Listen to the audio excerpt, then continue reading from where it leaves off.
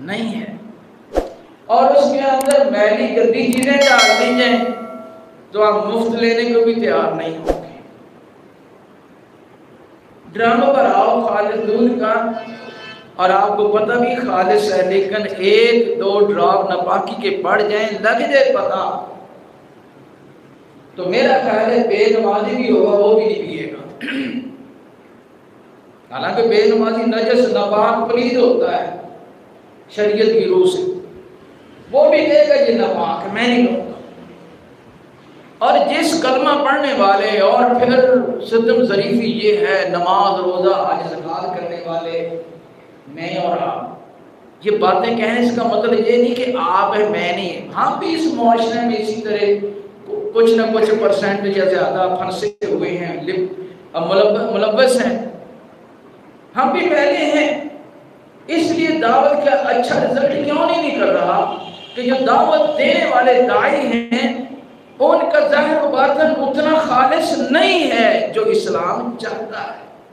اللہ کو مطلوب ہے، اللہ تعالیٰ کو اتنا ہمارا ظاہر و باطن پاکیزہ اور نفیس صاف ستھرا نہیں ہے، اس میں کچھ میل ہے، اس لیے نتیجہ سامنے نہیں آ رہا۔ اور آپ یہ کہیں گے دیکھو جی نبی تھے، کسی کے ساتھ ایک بھی نہیں کیا، کسی کے ساتھ دو بھی نہیں گئے، تو آپ یہ کیا بات کہہ رہے ہیں؟ لیکن یہ دلیل نہیں ہے، ان کا معاملہ ان کے ساتھ ہے۔ اس بنیاد پر ہم سمجھیں کسی سے کوئی متاثر نہیں ہو رہا وہ میلا ہے، نہیں، یہ بات نہیں ہے۔ اگر ہمارے اندر میلا پن ہو تو نفرت و حقارت پیدا ضرور ہوگی، اور چونکہ چنانچہ کر کے ہم اپنی غلطیوں پر پردے ڈالیں۔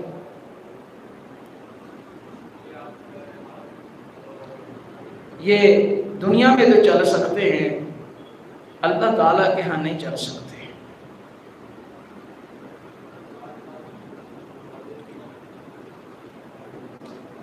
بل الانسان علی نفسہ بصیر ولو القی معاذیرا، انسان جتنے بھی اپنے آپ کو چھپا لے، پردے ڈال لے، اللہ تعالیٰ کے ہاں چھپ نہیں سکتے۔ پہلی جو ہے فرمایا من کانت، اگر ایک بھی بات خصلۃ منہن، ایک بھی نفاقی علامتوں میں سے ایک خصلت بھی اس میں ہوگی تو اس میں اتنا ہی منافقت کی خصلت ہوگی۔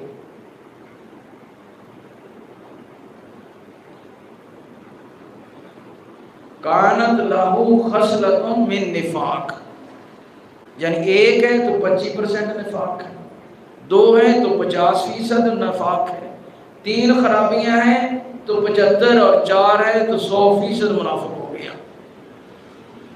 اب سنیے چار کیا ہے؟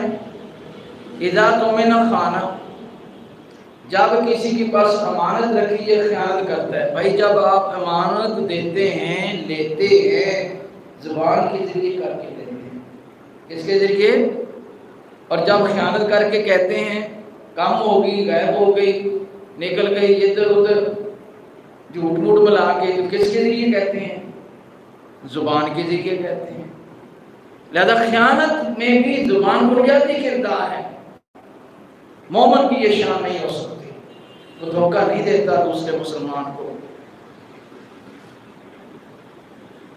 اب جب ہمارے اندر یہ خرابی ہو تو، اور پھر نمازی حاجی ہو تو پھر لوگ اور زیادہ نفرت کرتے ہیں۔ اور فرمایا دوسری کیا ہے؟ اذا حدث کذب، جب بات کرے گا جھوٹ بولے گا، اور جھوٹ بولنے کا تعلق بھی زبان سے ہے۔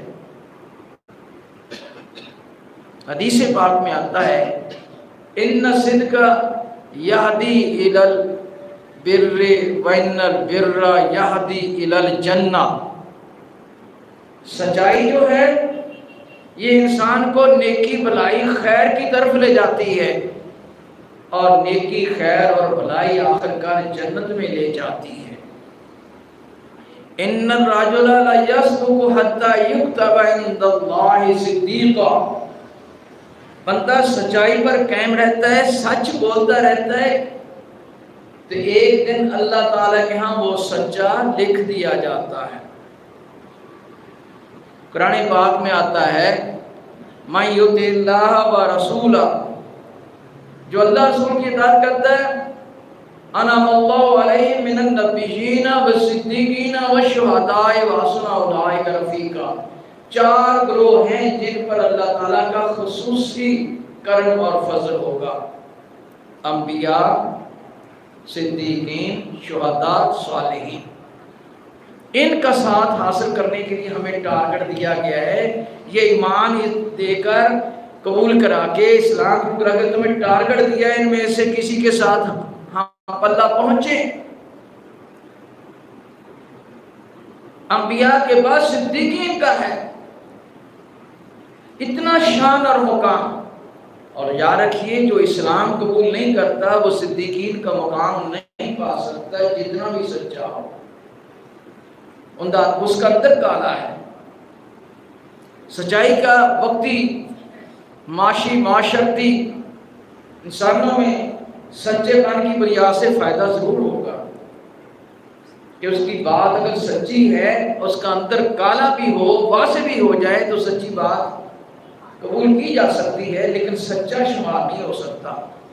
جیسے شیطان نے حضرت ابو ہریرہ رضی اللہ عنہ اس کو پکڑ لیا چوری کرتے، تو اس نے کہا آیت الکرسی پڑھ لیا کر، تو اس نے چھوڑ دیا۔ رسول اللہ نے فرمایا کہ وہ شیطان تھا لیکن بات سچی کہہ گیا، شیطان تھا بات سچی کہہ گیا۔ اگر بات سچی ہو اور کہنے والا سچ کہہ رہا ہو تو اس کو ریجیکٹ نہیں کر سکتے، لیکن اس کی بنیاد پر وہ شیطانیت سے نکل کر سچا شمار نہیں ہو سکتا۔ ہاں دل میں ایمان ہے لیکن جھوٹ بولتا رہتا ہے، تو وہ ایمان کو ضائع کر کر کے ایک دن اس کو کالا کر دیتا ہے، شیطان بنا دیتا ہے، جنت کی بجائے جہنم جانے والا ہو جاتا ہے۔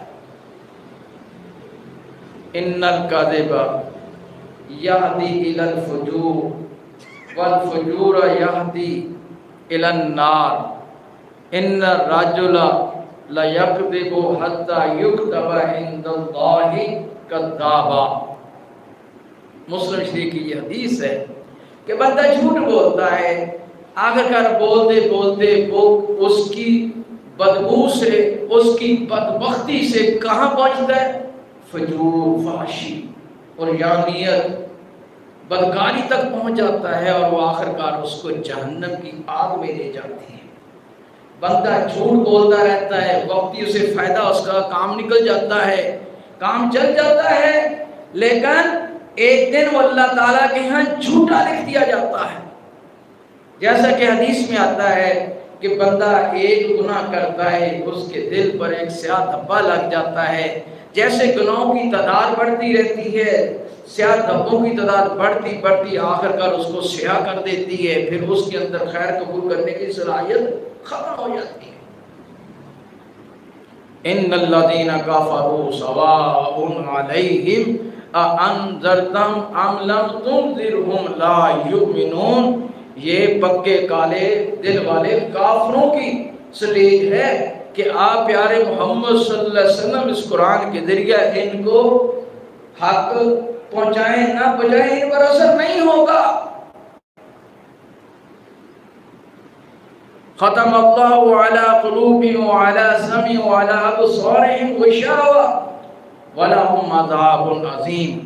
اللہ تعالیٰ نے کے دلوں پر، ان کے سننے پر مور لگا دی ہے، اور ان کی آنکھوں پر پردے ڈال دیے ہیں، ان کے لیے گناہ عظیم ہے۔